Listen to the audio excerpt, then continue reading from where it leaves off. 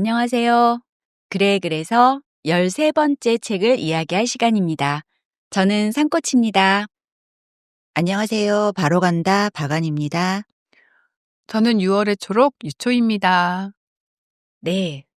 오늘이 13번째 책을 이야기할 시간인데요. 저희가 한 달에 한 권씩 책을 이야기했는데 13번째라는 것은 어떤 의미일까요? 네, 맞습니다. 저희가 오늘로 팟캐스트를 시작한 지 1년이 되었다는 의미입니다. 네, 벌써 저희가 1년이라는 시간이 흘렀다는 게 믿기지 않는데요. 생각해 보니까 진짜 왜 그런 얘기 하잖아요. 뭐 이 몇 주년 되고 막 하면은 진행자들이 이건 청취자 여러분들의 덕입니다." 뭐 이렇게 얘기하는데 그때는 그 얘기가 그냥 뭐 하는 얘기인가 보다 했거든요. 근데 진짜로 저희가 이것을 진행을 해 보니까 청취자분들의 관심, 뭐 좋아요, 뭐 댓글, 조회수 이렇게 좀 관심을 가져 주시는 분들이 있으니까 저희가 '이렇게까지 할 수 있었구나.' 싶어서 진심으로 감사하더라고요. 다들 어떠셨어요? 저희가 벌써 시작한 지가 1 년이 됐군요. 예. 저는 이제 좋았던 점은 이제 팟캐스트 준비를 하면서 이제 책을 좀 우리가 섬세하게 읽게 되잖아요 아무래도. 여러 사람들과 나눠야 되는 부분이기 때문에 우리들끼리 자족적으로 하기보다는 조금 더 많은 사람들이 공감할 수 있는 얘기들을 좀 같이 해 보자라는 자세를 갖게 되고 그러면서 책을 좀 섬세히 읽고 그래서 하다 보니까 제가 얻어가는 부분이 오히려 많다. 예. 그래서 굉장히 저는 자족하고 있습니다. 네. 네, 맞아요. 우리 이야기들이 허공에 이렇게 흩어지지 않도록 이렇게 청취해 주신 분들께 정말 감사드립니다. 특히 좋아요 눌러주시고 댓글 달아주시고 때로는 생각지도 못한 후원금까지 맞아요. 보내주시는데 그렇게 응원해 주셔서 저희들이 좋아서 시작한 일이지만 이런 공감이 있기에 우리가 힘을 내서 또 지속할 수 있었던 것 같아요. 감사드립니다. 네. 진심으로 감사드립니다. 앞으로도 많이 감사합니다. 사랑해 주세요. 네. 저희가 처음 시작할 때 거의 로봇 같은 말투로 시작을 했었는데요. 1 년이 지나니까 좀 어떤 점이 달라지신 것 같은지요? 이제 낭독을 두 분이 공부를 하시잖아요. 산꽃도 하시고 뭐 6월의 초록도 이제 낭독을 공부하시는데 두 분과 하다 보니까 뭔가 '누가 되지 않아야 되겠다.' 라는 걱정이 항상 있죠. 그래서 이제 제 목소리가 어떤가를 좀 이제 듣게 되잖아요. 이제 평소에는 목소리를 들어볼 기회가 없는데 들어보니 굉장히 '나는 톤이 좀 낮구나 다른 사람들보다.' 그리고 '쪼끔 허스키한 것도 있구나.' 막 이런 것들이 좀 이제 체크를 하다 보니까 단점이 좀 많이 보이고 그래서 좀 '전달력을 키우려면 좀 어떻게 하면 더 좋을까.' 이런 생각을 좀 하게 됐던 것 같고 저한테는 굉장히 좋은 공부가 되는 시간이었죠.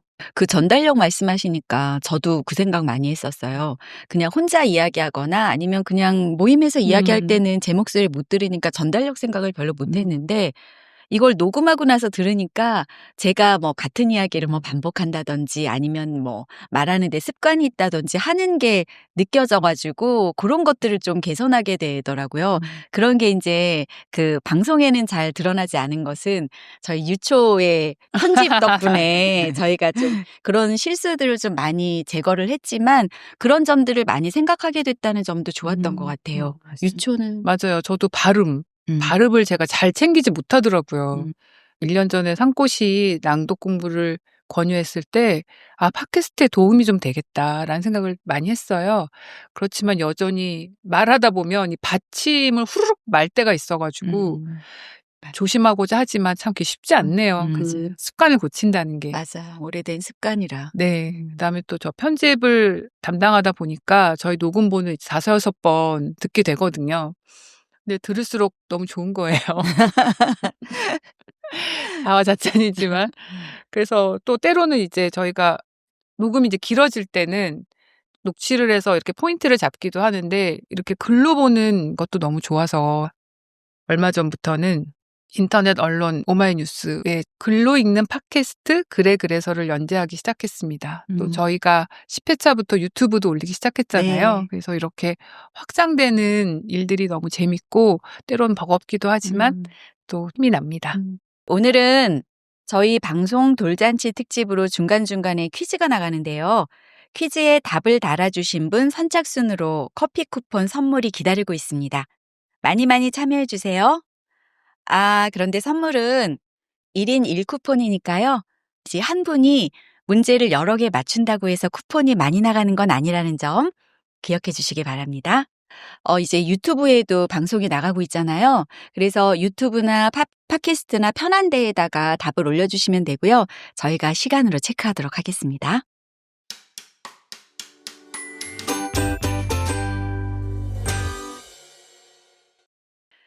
오늘 함께 이야기 나눌 책은 에드워드 슬링거랜드의 애쓰지 않기 위해 노력하기라는 책인데요. 이 책은 서양의 철학자가 초기 중국 사상가들, 즉 공자, 순자, 노자, 맹자, 장자 등의 사상을 살펴보면서 무의와 덕에 이르는 전략을 설명하고자 했습니다. 서양 철학자가 쓴 책이라 그런지 무의를 설명하는데 또 전략이라는 용어를 쓴 것이 좀 헷갈리기는 하는데요. 이 책을 함께 읽어보면 애쓰지 않고 힘 풀고 세상을 살아갈 지혜를 얻을 수 있을까 기대해 보도록 하겠습니다. 먼저 저자가 어떤 사람인지 알아보고 싶은데요. 유초가 한번 소개해 주시겠어요?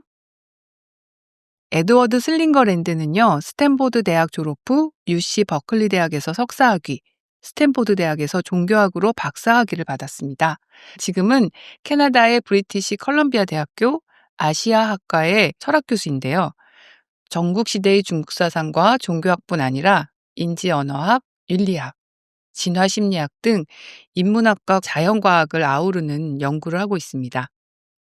영국 더 가디언에서 2014년 최고의 책으로 선정한 오늘 우리가 다룰 애쓰지 않기 위해 노력하기를 비롯해서 취함의 미학, 고대 중국의 마음과 몸 등 꾸준히 저서 활동도 이어가고 있습니다.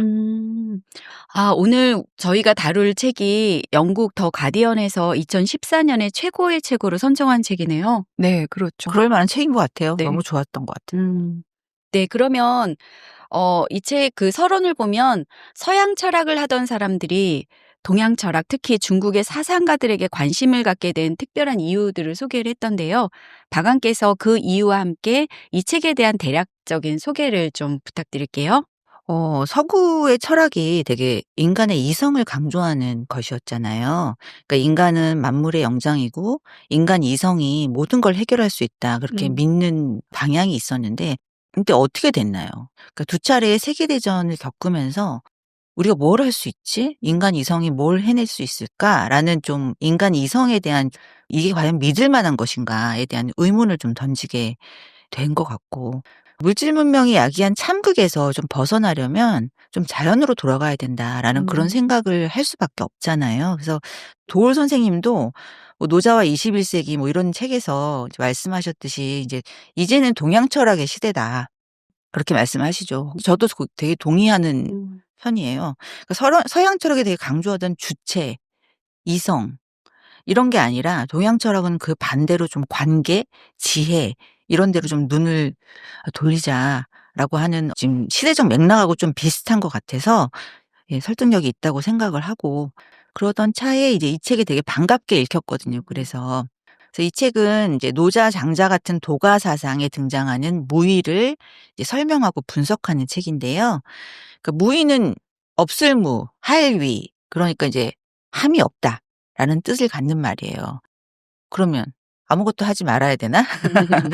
라는 이제 질문을 할 수 있을 텐데 그게 아니라 아무것도 하지 말라는 게 아니라 자발적이고 자연스럽게 뭔가 해라라는 것을 이제 의미한다고 합니다.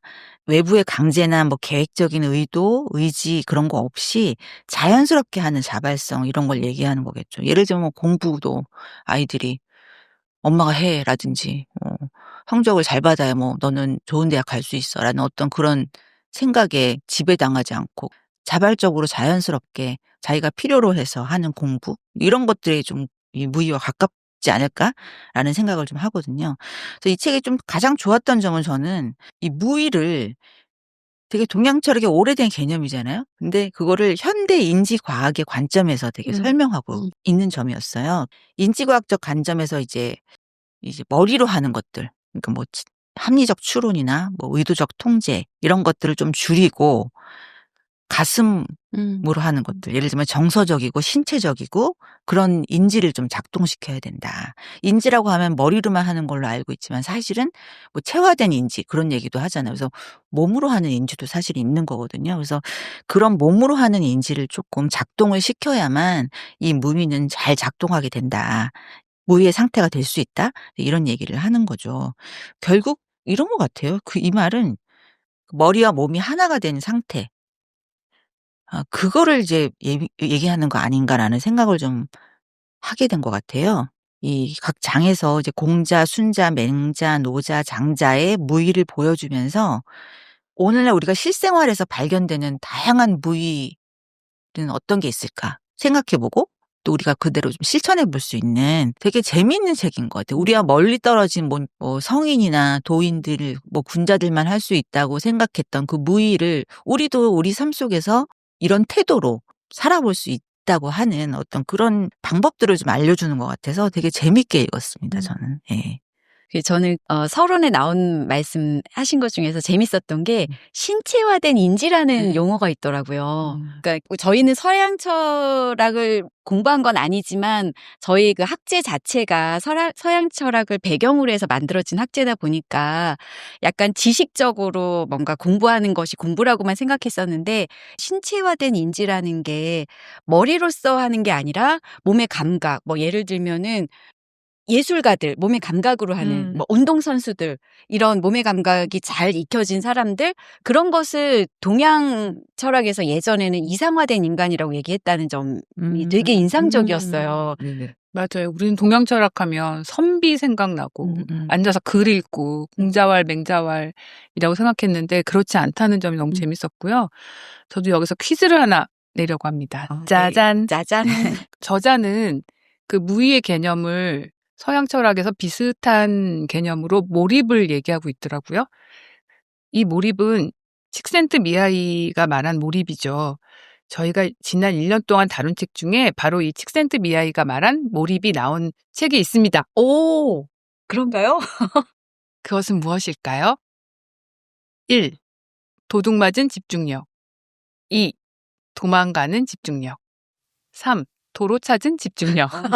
문제가 너무 어려운 어렵죠? 거 아닌가요? 그런데요. 지금 유튜브로 들으시는 분들은 지난 전 회차는 팟캐스트 플랫폼 팟빵에서 확인하실 수 있습니다. 편하신 플랫폼에다가 댓글을 달아주세요.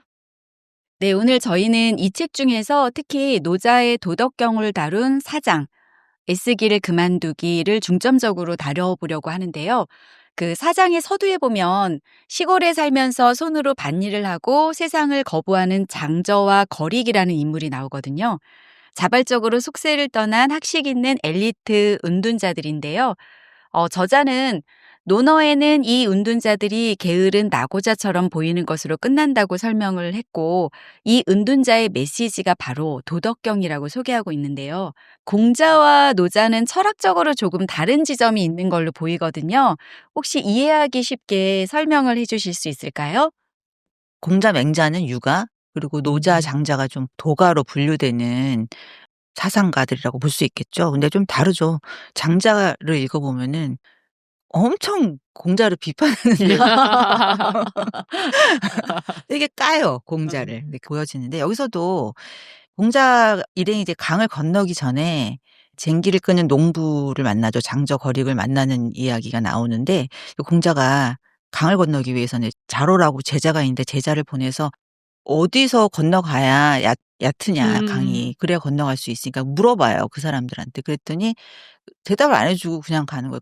그러면서 하는 말이 세상 자체가 큰 물결에 잠겼는데 얕은 물이 어딘지 뭐 그걸 다녀가지고 그걸 피해 다니기보다는 그냥 세상 자체를 피해버리는 게 낫지 않겠냐라고 얘기하면서 약간 빈정거리면서 이제 가는 장면이 나오잖아요. 논어에도 좀 비슷한 이야기가 나오는 게 있는데 공자가 일이 잘 안 풀려가지고 막 이제 공자는 노래도 되게 좋아하고 시도 좋아하고 하는 사람이었거든요. 막 애처로운 곡을 연주하면서 막 슬퍼하고 있는데 이제 삼태기를 맨 농부가 이제 지나가다가 비웃으면서 이렇게 얘기해요.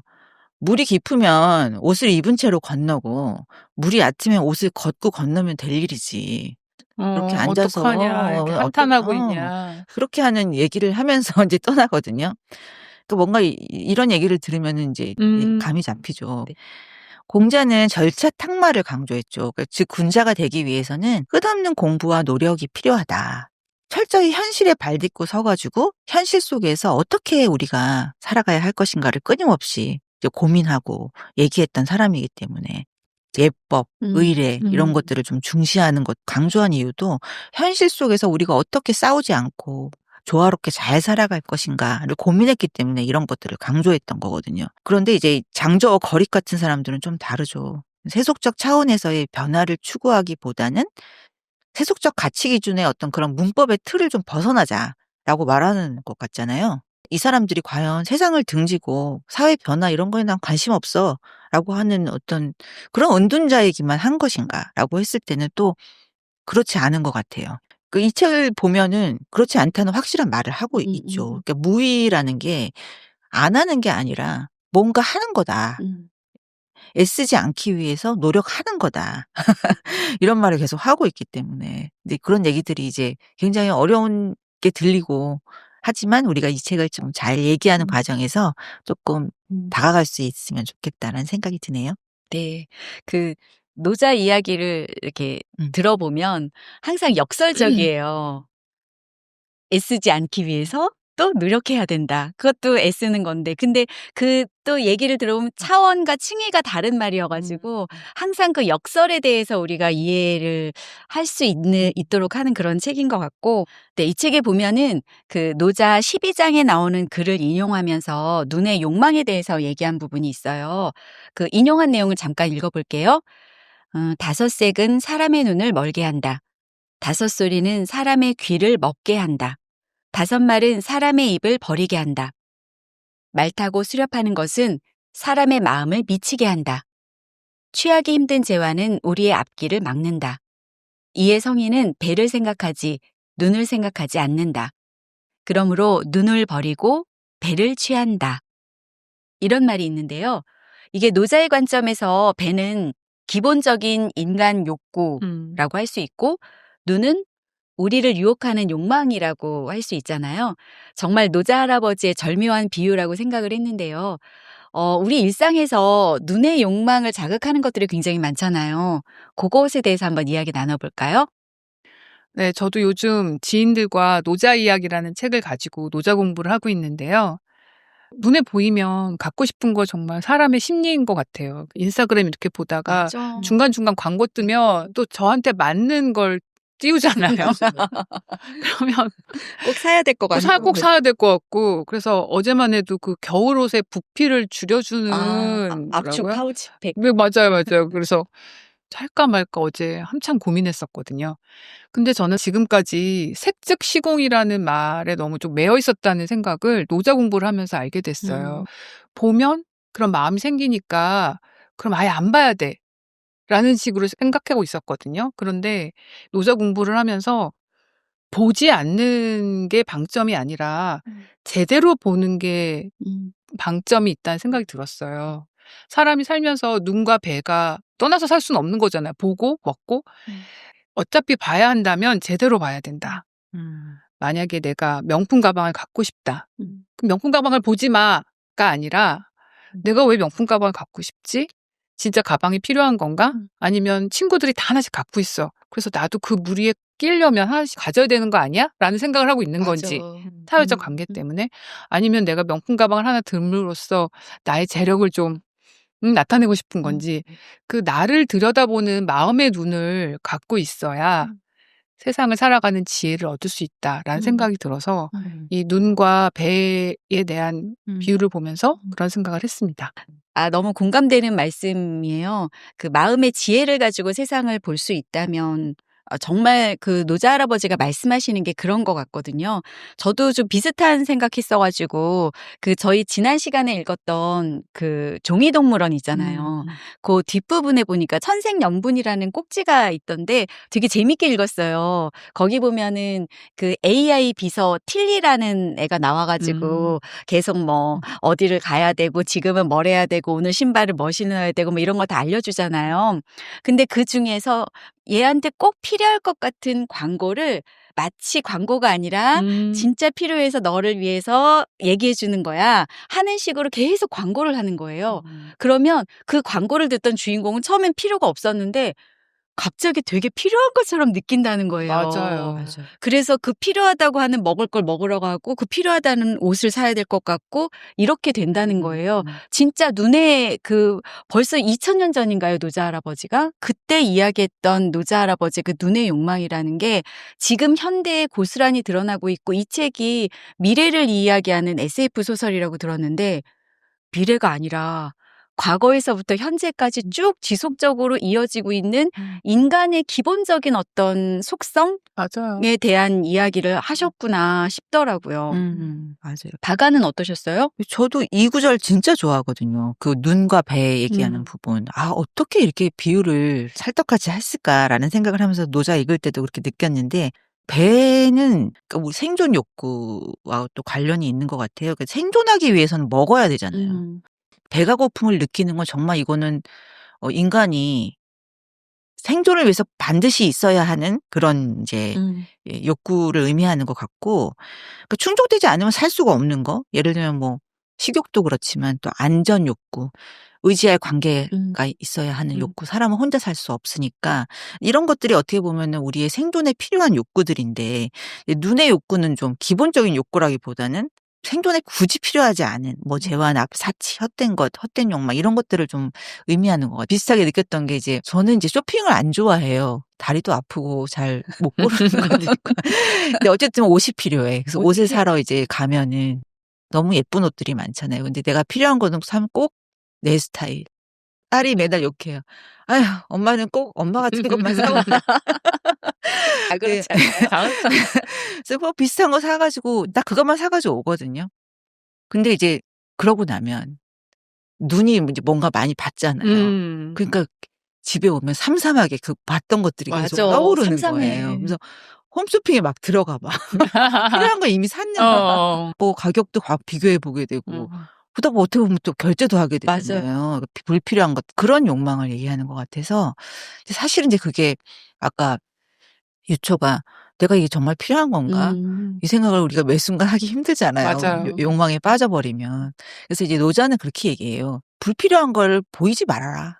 노자가 사실은 이제 지배 계급을 향한 말처럼 들리기도 해요. 이 성인은 누구를 다스릴 때 뭐 "이런 식으로 해라. 저런 식으로 해라." 이런 식의 얘기들이 많이 나오기 때문에 우리한테 하는 얘기이기도 하겠지만 지배 계층을 향해서 하는 말처럼 들리는데 그런 백성들한테 눈을 현혹하게 하는 거 그런 거 너무 많이 보이지 말아라. 이런 얘기를 하거든요. 하면은 아무래도 빠지게 되니까. 이거는 좋고 저거는 나쁘라는 어떤 그런 가치관도 주입하지 말아라.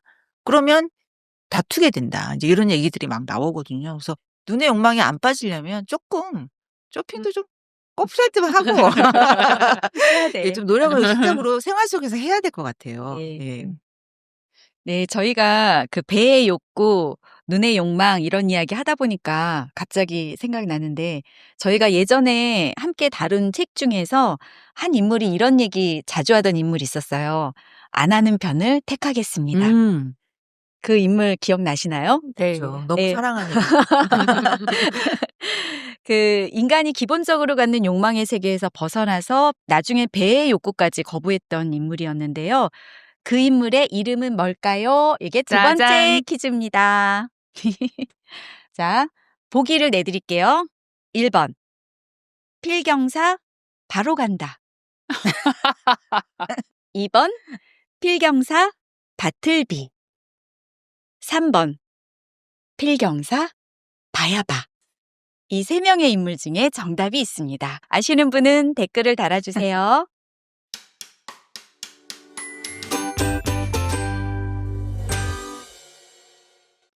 다시 이제 본문으로 돌아와 볼게요. 그 169쪽의 소제목이 붙잡고자 하면 잃게 될 것이다 인데요. 이것도 이제 결국 또 노자의 핵심적인 역설에 대한 이야기인데요. 그 심리학자 데니얼 웨그너는 의도적 노력의 역설적 결과에 대해서 많이 연구를 했어요. 되게 연결되는 지점인데 그는 우리가 추구하고자 하는 많은 목표는 의식적으로 추구할 때는 산만함과 스트레스로 훼손되어서 목표 달성에 실패할 뿐만 아니라 역설적이게도 그 반대 결과를 낳는다. 우리는 틀림없이 가장 하고 싶지 않은 것을 하게 된다라고 말을 합니다. 공감됩니다. 예를 들어 누군가가 골프에서 퍼트를 시도하려고 할 때 오버슛이 나오도록 하고 싶다면 그 친구한테 가서 얘기한다는 거죠. 오버슛 하지 않도록 정말 열심히 노력해 라고 얘기를 하면 그 사람은 오버슛을 하게 된다는 거예요. 오버슛 하면 안 돼. 오버슛 하면 안 돼. 어. 이렇게. 저희 왜 이런 얘기도 있잖아요. 왜 분홍 코끼리를 이제부터 떠올리지 마라고 하면 머릿속에서 분홍 코끼리가 떠오른다는 이 말처럼 우리 일상에서도 왜 뭐 하지 말아야지 이러면 굳이 그것에 붙잡히는 그런 경험들이 많잖아요. 맞아요. 그 경험 한번 나눠볼게요. 네, 저는 취미로 하와이안 댄스 훌라를 하고 있잖아요. 근데 가끔 공연할 기회들이 있거든요. 작년에 이맘쯤에 큰 무대가 하나 있었어요. 그래가지고 올라가면서 틀리지 말아야지, 틀리지 말아야지 하면 틀려. 그리고 오히려 몇 달 지나서 이제 똑같은 곡인데 버스킹 공연을 저희들끼리 아주 편안한 마음으로 했거든요. 그랬더니 정말 안 틀린 거예요. 맞아. 그래서 훌라도 정말 남한테 보여주려고 그게 억지로 한 건 아니지만 어쨌든 꾸며서 그렇게 할 때는 그게 내 마음대로 되지 않고 지금 노자가 말한 무의처럼 정말 내가 즐기고 내가 정말 좋아서 하면 그게 자연스럽게 이루어지는구나라는 거를 훌라로 치면서도 한번 생각했고요. 제가 20대 그 다이어리에 떠났던 말이 하나 있는데 미국의 유명한 아이스하키 선수가 했다는 말인데요. 자기는 그 조그만 공을 퍽이라고 하지 아이스하키에서 그 퍽을 쫓아갔을 뿐이다. 나는 우승을 해야지 이게 아니라 나는 그 퍽을 쫓아가다 보니까 골을 넣어서 점수를 얻었을 뿐이다라는 말을 하거든요. 그럼 우승은 그대로 따라온다. 그 말이 이 노자를 읽으면서 이 부분을 읽으면서 다시 한번 생각나더라고요. 그런 거 진짜 많은 것 같아요. 맞아요. 저는 대표적으로 발표 불안. 맞아요. 있잖아요. 잘하려고 하기 때문에 목소리가 달달달달 떨려 나오고 잘하려고 하면 할수록 네. 더 안 되는 그런 거고 저는 이제 좀 언젠가 이제 금메달리스트의 인터뷰를 본 적이 있어요. 아까 저도 운동선수 얘기하셨지만 금메달은 이분이 이야기하기를 금메달은 20살 청년이 한 말이에요. 하늘이 주는 거다. 그거를 금메달을 따려고 노력해보지 않았다. 나는 그냥 나의 연습한 거, 훈련했던 거를 가지고 최선을 다해서 훈련할 뿐이다. 이렇게 하는 얘기를 듣고 제가 굉장히 충격을 받았거든요. 예, 이게 바로 어떤 무위의 자세의 대표적인 게 아닐까. 운동선수들이 가장 최대치의 기록을 낼 때는 정말 긴장하지 않고 정말 아까 그 흙만 보고 가듯이 잘해야 된다는 생각을 좀 벗어나가지고 평소 훈련된 몸 감각에 그냥 그대로 몰입했을 때 아까 우리 몰입 나왔지만 몰입했을 때 가장 좋은 기량이 나온다는 거죠. 결국은 이제 금메달을 따야겠다는 생각이 없었기 때문에 최고의 기량이 나오는 거고 그리고 금메달을 결국 따게 된다라고 얘기 하는 이야기죠. 들으니까 김연아 선수 예전에 우리가 보면 맞아요. 어떻게 저렇게 안 떨지? 라고 생각하잖아요. 이미 그 경지였던 것 같아. 무위의 경지. 맞아. 나는 그냥 할 뿐이다.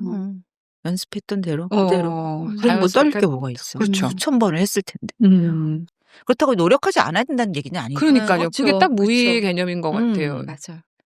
아무것도 안 하는 게 아니라 내가 지금 있는 상황에서 최선을 다해서 살되 그걸 억지로 하지 않는 것. 그렇지. 그리고 결과를 생각하지 않는 거. 그렇죠. 지금 이 현재에 충실하고 최선을 다하고 이 현재에 머무는 것에 대한 이야기 같아요. 그래서 몰입, 흐름 이게 다 같이 연결되는 이야기 같아요. 네, 저자는 이런 역설적 효과, 뭔가를 애써서 잘하려고 하면 오히려 안 되는 이런 역설적 효과가 도덕 영역으로도 확장된다고 말하고 있어요. 바로 그 지점에서 이제 노자하고 직접적으로 연결이 되는데요. 노자는 의인이 되려는 의식적 애씀은 우리를 위선자로 만들고 덕을 달성하려고 애쓰는 사람은 누구나 실패할 것이라고 주의를 줍니다. 그렇다면 우리는 애쓰지 않고 무엇을 할 수 있을까요? 이 질문에 이어지는 175쪽의 소제목은 집으로 되돌아가 통나무 끌어안기입니다. 통나무 끌어안기라는 게 무슨 뜻일까요? 네, 저는 노자는 참 낙천적인 사람이라고 생각해요. 예. 그러니까 이게 무슨 의미냐 이제 저도 좀 생각을 좀 많이 해봤는데 그 통나무는 무엇이든 만들 수 있잖아요. 원재료. 탁자도 만들고 그릇도 만들고 책도 만들고 할 수 있는데 이제 뭐든지 될 수 있다. 통나무를 끌어안아라. 어떻게 보면 너의 가능성을 끌어안아라. 이런 말로 들려서 약간 좀 저는 희망적으로 들리거든요. 근데 문제는 나는 멋진 탁자가 돼야 돼. 그릇이 되어야 돼. 이렇게가 아니라 통나무를 끌어안으라는 말은 나는 무엇을 만들 수 있는 통나무인가? 를 질문을 해야 된다는 얘기로도 들리거든요. 네. 원재료를 좀 탐색해야 된다. 미켈란젤로가 왜 그런 얘기 있잖아요. 조각가들 작품 만들 때 그 재료를 딱 보면 거기 형상이 숨쉬고 있는 게 맞아. 보인다. 나는 내가 한 게 아니라 그대로 나는 깎았을 뿐이다. 이런 얘기도 하잖아요. 그런 것처럼 그 작품을 자기가 만드는 게 아니라 재료가 품은 그런 뭔가 잠재성으로 만드는 거라는 거죠. 이게 굉장히 함의하는 뜻이 굉장히 깊구나라는 생각을 하는데 왜 아이들도 자질이 다 다르잖아요. 근데 요즘에는 다 한 줄로 세워가지고 모사 만들기 프로젝트 뭐 벌써 들어갔다면서요. 뭐 요즘 의대 아이고. 정원이 늘어나서 초등학교 때부터 뭐 의대 입시반이 만들어졌다 이런 얘기가 막 나오는데 그게 아니라는 거죠. 그 아이가 가진 재료가 뭔지 그걸 좀 제대로 좀 들여다보고 그 특성을 좀 무시해서는 안 된다 그런 얘기 같고 그러니까 어떤 선언적으로 어떤 목표를 막 달성하기보다는 근본 그 뿌리, 근본 재료의 잠재성 이런 것들을 잘 살피는 가운데서 그러니까 나는 어떤 꽃을 피울 수 있는 나무인지 뭐 개나리에 가서 장미피라고 할 수는 없는 거잖아요. 그걸 잘 예, 생각해 보라. 그런 뜻으로 들려요. 그래서 되게 참 좋게 읽었습니다. 이거. 그렇게 생각하면은, 이제 아이들을 키우는 어른들이 부모나 또 교사들이나 이런 측면을 좀 교육적인 측면에서 생각하고 있는 건 참 중요한 지점이겠어요. 바간이 통나무로 그릇을 만들 수 있다는 얘기를 하셨는데 여러 가지를 만들 수 있지만 그런 얘기를 하시니까 또 노자가 그런 얘기 했잖아요. 그릇, 방, 또 수레 이런 것들이 비어 있어야 그것들 무엇인가를 담을 수 있다고. 그런 의미에서도 노자의 그런 개념들이 되게 좋더라고요. 우리는 꽉꽉 채워야지 뭔가 쓰임을 할 수 있다고 생각하는데 그렇지 않다. 그릇이 그렇죠. 비어 있어야 쓰일 수 있죠. 음식도 담을 수 있고 뭐 딴 것도 담을 수 있는 것처럼 그 비워냄의 의미도 통나무에 있다고 생각이 들더라고요. 그러니까 결국 이거는 애쓰지 않기, 의도를 갖지 않고 자연스러운 흐름대로 가라. 즉 무의로 돌아가야 한다 이런 말인데요. 노자의 이런 사상들이 그러니까 무의가 잘 돼야 된다고 무의를 해야 잘 된다고 하니까 나는 이런 목적을 달성하기 위해서 무의해야지. 이런 식으로 이제 다시 또 역으로 이제 생각하는 사람들이 있다고 하는데 요런 해석은 이 노자의 텍스트의 원래의 정신과는 일치하지 않다고 하잖아요. 그럼 원래의 정신으로 돌아가서 요걸 잘 지키려면 어떻게 해야 할까요? 이게 참 중요한 질문 같은데. 예. 결국 무의해야지 하는 마음을 먹으면 무의가 아닌 거지. 그러니까. 이게 진짜 중요한 너무 역설이에요. 어려워. 아까 우리 얘기했듯이 뭐 해야지 하면 오히려 안 되는 그 역설적 효과가 또 나겠죠. 무의가 안 되겠죠. 맞아. 결국은 그렇게 되는데 이 책에서 답을 얘기를 하는 구절이 있어요. 보면은 노자의 무의는 진실에만 작동한다. 이 말이 나오거든요. 예. 그러니까 진정으로 힘을 원하지 않아야만 그 힘을 얻을 수 있다고 하는 거예요. 그러니까 그러지 않기 위해서는 좀 바라지 않도록 바랄 필요가 있는데 그럼 그건 바람이 아닌가. 계속 돌고 도는 거죠. 이 말이. 근데 굉장히 어렵죠. 그러니까 아까 이제 얼핏 아까 그 역설 얘기하시면서 산꽃이 그 층위가 다르다. 그 말씀을 하셨잖아요. 거기에 핵심이 있는 것 같아요. 이 어떤 현실적인 목표를 이루기 위해서 노력하는 게 있고 또 다른 층위가 있잖아요. 그쵸. 예, 그러니까 왜 장자에도 보면은 왜 첫째 장이 큰 대붕이 막 구말리 뭐 하늘을 날아서 쫙 뭐 하늘을 뒤덮고 날아가는 그것처럼 나오듯이 뭔가 그 정말 다른 층위에서 뭐 애씀인 또 있을 수 있다는 생각을 하는 거죠. 예를 들어 성적을 잘 받아야 돼. 요 목표를 달성해야 돼 하는 위에서 애씀이 있는 반면에 더 높은 차원에서 그게 뭘까요?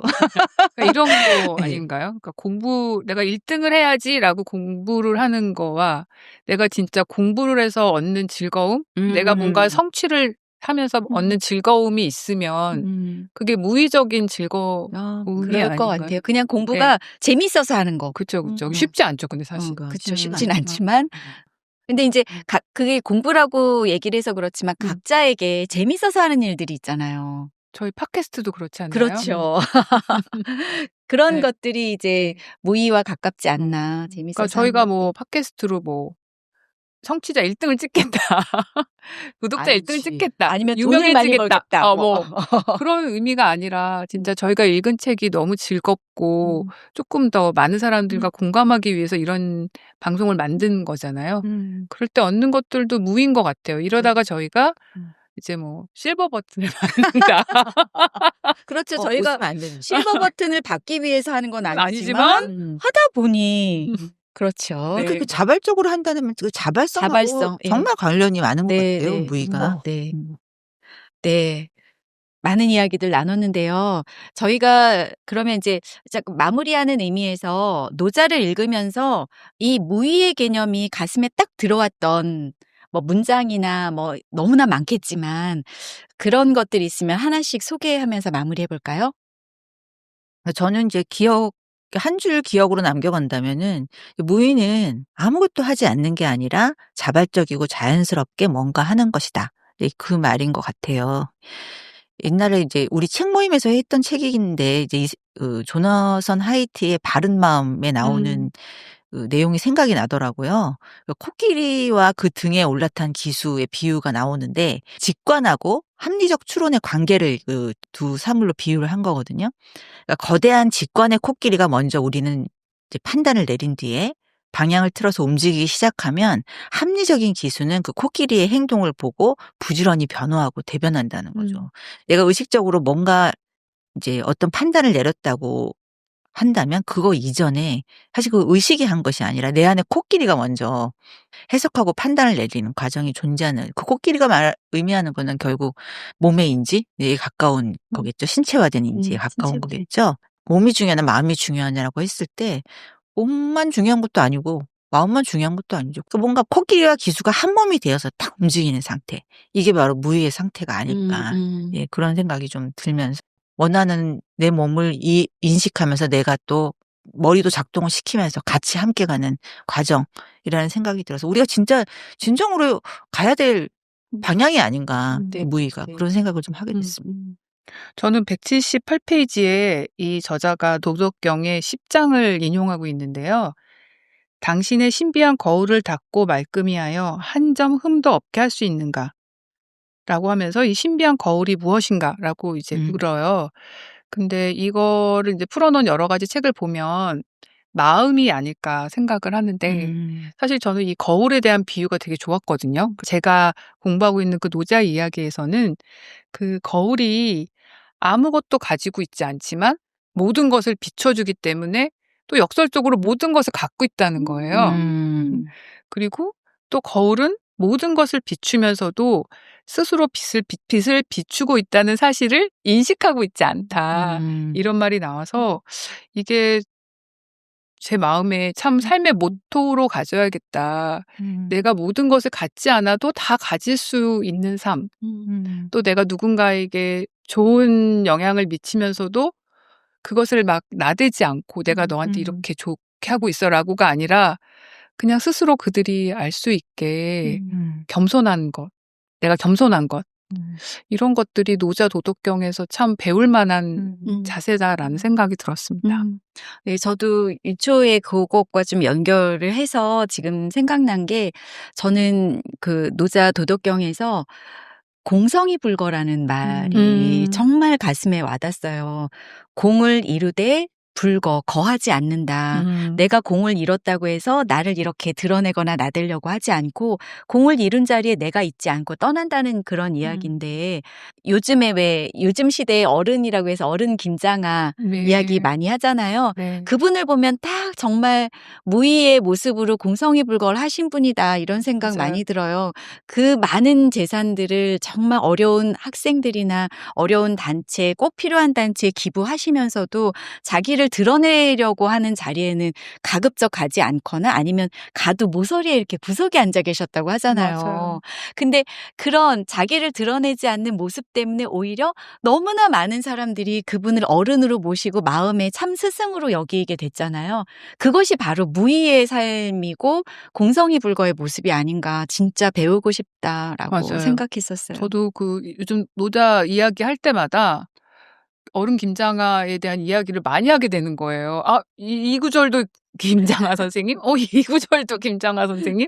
그런 때가 많은데 그 다큐에서 굉장히 인상적이었던 거는 아니, 그렇게 어렵게 번 돈을 어떻게 그렇게 쓸 수 있느냐라고 물었을 때 돈은 똥과 같다고 얘기하시더라고요. 그래서 어딘가에 쌓아두면 썩는다.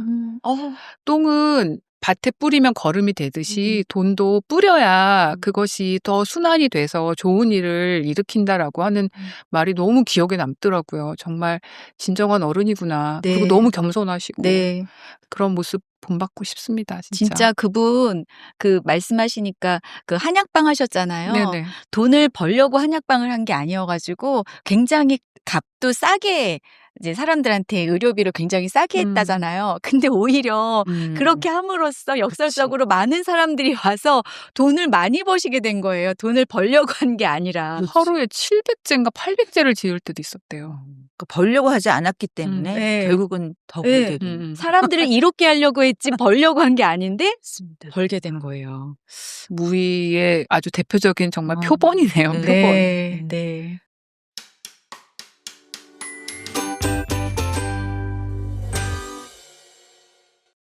자, 이제 마지막 퀴즈는 제가 드릴 텐데요. 예, 오늘 노자 이야기를 주로 했잖아요. 여기서 퀴즈가 나갑니다. 와. 노자의 생각을 엮은 책은 단 한 권인데요. 그 책의 제목을 무엇인지 맞춰주세요. 1번 도덕책, 2번 도덕론, 3번 도덕경. 네.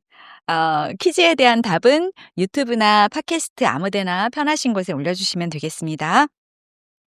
네, 오늘도 정말 즐거운 시간이었습니다. 오늘 어땠는지 간단히 이야기 나누면서 마무리할게요.